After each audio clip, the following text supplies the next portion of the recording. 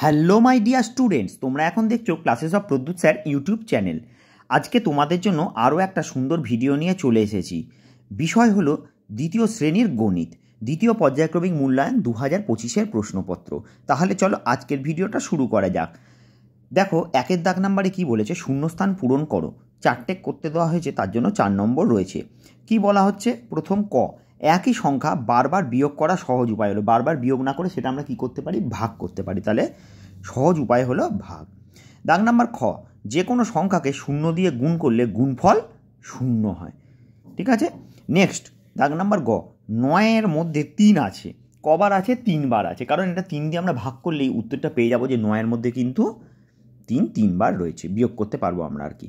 ঘ, যে সংখ্যা দ্বারা গুণ করা হয় তাকে বলা হয় গুণ্য। তাকে কি বলে?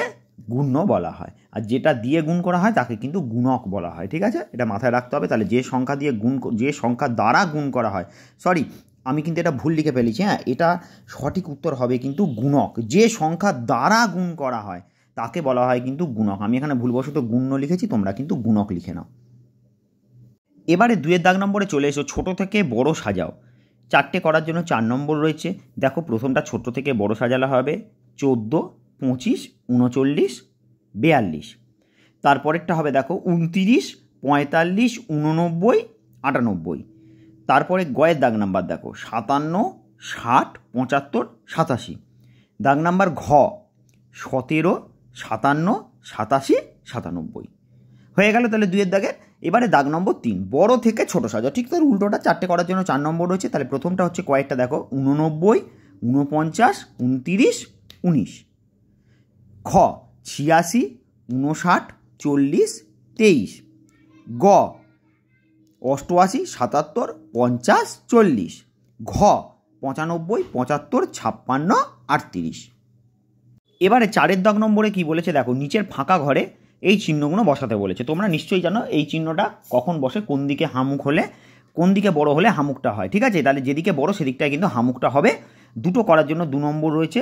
56 আর 65-র মধ্যে কে বড়? 65 বড়, তাই 65-র দিকে হামুখ।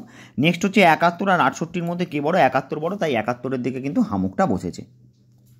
দাগ নম্বর 5-এ বলেছে একটি ত্রিভুজ ও একটি বৃত্তের ছবি আঁকো। 2 নম্বর করে রয়েছে দুটোই। দেখো, একদিকে আমি একটা ত্রিভুজ এঁকেছি আর একদিকে একটা বৃত্ত এঁকেছি। অবশ্যই কিন্তু নিচে কিন্তু তোমরা পেন্সিল দিয়ে কিন্তু এভাবে লিখে দেবে কোনটা ত্রিভুজ আর কোনটা বৃত্ত, সেটা কিন্তু লিখে দিতে হবে। এরপরে 6-এর দাগ নাম্বার বলছে নিচের সমস্যাগুলির সমাধান করো। বোধহয় 4টে করতে দেওয়া আছে, 3 নম্বর করে রয়েছে, তাই 12 নম্বর রয়েছে টোটাল। ঠিক আছে, কয়ের দাগে চলে যায়। দয়ারাম কাকুর ঝুড়িতে অনেকগুলি লিচু আছে। তিনি মিমিকে 14টি, পথিককে 19টি লিচু দিলেন। এখনও ঝুড়িতে 13টি লিচু পড়ে আছে। দয়ারাম কাকুর ঝুড়িতে মোট কতগুলি লিচু ছিল? তাহলে এটা যোগ অঙ্ক। তাহলে মিমিকে লিচু দিলেন কটা? 14টা।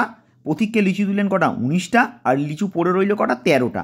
যোগ করলে কী হলো? আমরা পেয়ে গেলাম মোট লিচু ছিল, দেখে নাও তোমরা যোগটা, 46টি। তাহলে দয়ারাম কাকুর ঝুড়িতে মোট 46টি লিচু ছিল।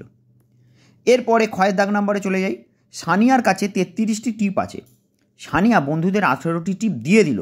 এখন সানিয়ার কাছে কতগুলি টিপ রইল? তাহলে যেহেতু দিয়ে দিল তাহলে কমে গেল, তাহলে এটা বিয়োগ অঙ্ক।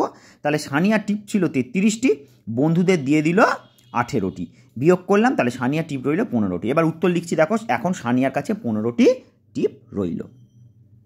এবারে গয়ের দাগে এসো। তোমাদের বিদ্যালয়ের পাশে একটি দোকান থেকে তুমি 14টি লজেন্স কিনলে।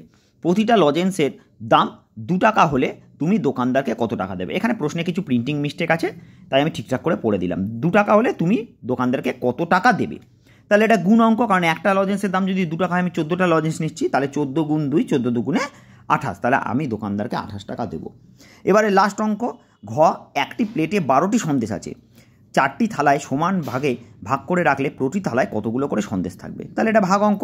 প্রত্যেক থালায় কতগুলো থাকবে বলেছে, সমান ভাগে ভাগ করে দিলে, তাহলে 12কে 4 দিয়ে ভাগ করলে 3 4 12, তাহলে উত্তর আমরা পেলাম কত? 3। তাহলে প্রতি থালায় 3টি করে সন্দেশ থাকবে। তাহলে এই ছিল ক্লাস 2-এর অঙ্কের প্রশ্নপত্র দ্বিতীয় পর্যায়ক্রমিক মূল্যায়নের। আশা করি ভিডিওটা তোমাদের কাজে লাগবে এবং খুবই উপকারে দেবে। তাই ভিডিওটা ভালো লাগলে একটা লাইক করে দিও, কমেন্ট করে জানিও কেমন লেগেছে। আর আমার চ্যানেলে প্রথমবার এসে থাকলে এরকম ভিডিও আরও দেখার জন্য চ্যানেলটা অবশ্যই সাবস্ক্রাইব করে পাশে থেকো।